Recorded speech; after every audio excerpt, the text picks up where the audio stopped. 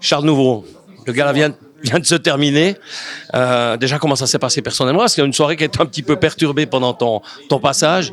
Alors absolument, c'était inédit pour moi dans la mesure où j'ai déjà eu plein de choses compliquées qui se sont passées pendant des spectacles et tout à force d'en faire. Mais pour la première fois, il y a eu un malaise pendant mon passage et fort heureusement la personne va bien. Et c'est pas toi qui l'as provoqué. Alors j'espère, sinon il va peut-être falloir envisager une reconversion professionnelle, mais non, a priori la personne va bien, on a pu reprendre après et les gens ont été de nouveau dedans, donc je suis content, c'est bien fini, c'est cool. Un bon gala avec beaucoup d'énergie, tout le monde. Ce genre de spectacle, un gala, c'est quelque chose qui te plaît. On peut imaginer qu'en tant qu'humoriste, t'aimes bien aussi faire des spectacles en solo. Tu travailles beaucoup sur Paris actuellement. Mais ce genre de gala, il y a un côté un peu fraternel qui est intéressant aussi. Alors moi j'aime beaucoup faire des spectacles en solo, non seulement en tant qu'humoriste, mais aussi en tant qu'égocentrique. Voilà, en tant qu'égocentrique qui articule très bien. Aussi j'aime bien faire des spectacles en solo. Non ouais, c'est cool parce que forcément, on joue tous nos spectacles respectifs, on est tous dans des tournées, dans des trucs, donc en fait, on se croise pas forcément tant que ça, tous. Donc quand tout d'un coup, il y a l'occasion de tous déconner sur une soirée ensemble, bah ouais, forcément, ça fait toujours plaisir. Il y en a qu'on n'a pas vu depuis longtemps, etc. C'est super. C'est une énergie particulière. Oui. Et puis après, je pense aussi que l'énergie, elle est donnée par ceux qui lead le gala, et en l'occurrence, quelle leaduse, pardon, on avait aujourd'hui, Marie-Thérèse Porchet. Incroyable, hein, quand on pense par où elle a passé, ses problèmes de santé, le décès de Pierre Naftul la semaine dernière, l'enterrement qui aura lieu demain, elle a tout donné, c'était très émouvant. Ouais, c'était joli, en plus de ça, ouais, et impressionnant, comme tu le dis, parce qu'effectivement, il y a eu des gros problèmes de santé il n'y a pas si longtemps, et puis clairement, elle pète le feu maintenant, donc bravo à elle pour ça. Mais Pierre Naftul, c'est vrai qu'on y a beaucoup. Et d'ailleurs, à la fin, il y a eu un petit hommage et les gens se sont levés pour lui rendre hommage et c'était très joli. Je crois qu'il le méritait vraiment. Un mot sur ta vie aujourd'hui. Donc, ça fait quelques années que tu es à Paris.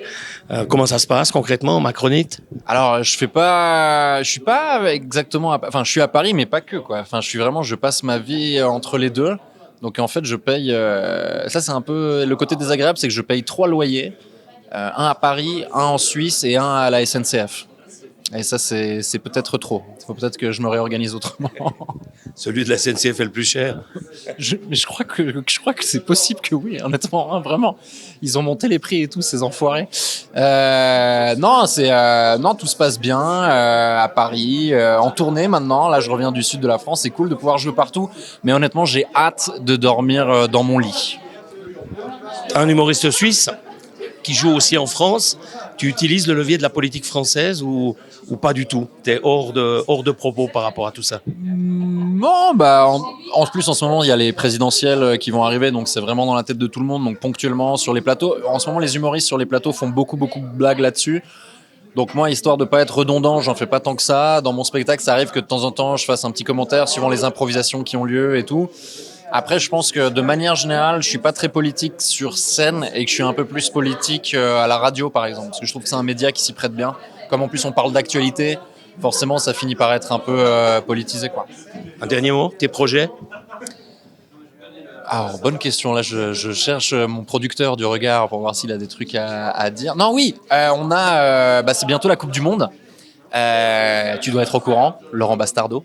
Et donc il y aura Foutaise sur Couleur 3 évidemment avec Fantin Moreno, avec je sais pas qui d'autre, il y aura peut-être Blaise. C'est toi qui fais avec nous Tu parlais de la Coupe du Monde et de foutaise. Cette année? Ouais. Bah alors, j'en sais rien, je sais pas ce qu'il y a prévu, mais moi, je suis chaud. alors vous l'avez en exclusivité ici, manifestement. On fera Foutaise, ça va être super. Et puis moi j'ai un spectacle qui est aussi thématique sur le foot et donc on jouera ça aussi pendant la Coupe du Monde, quoi.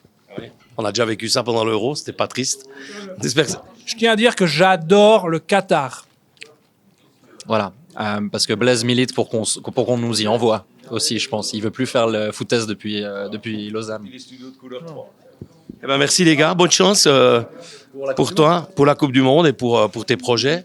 Et puis Blaise, on aura l'occasion d'en parler avec lui aussi. D'accord? Merci les garçons.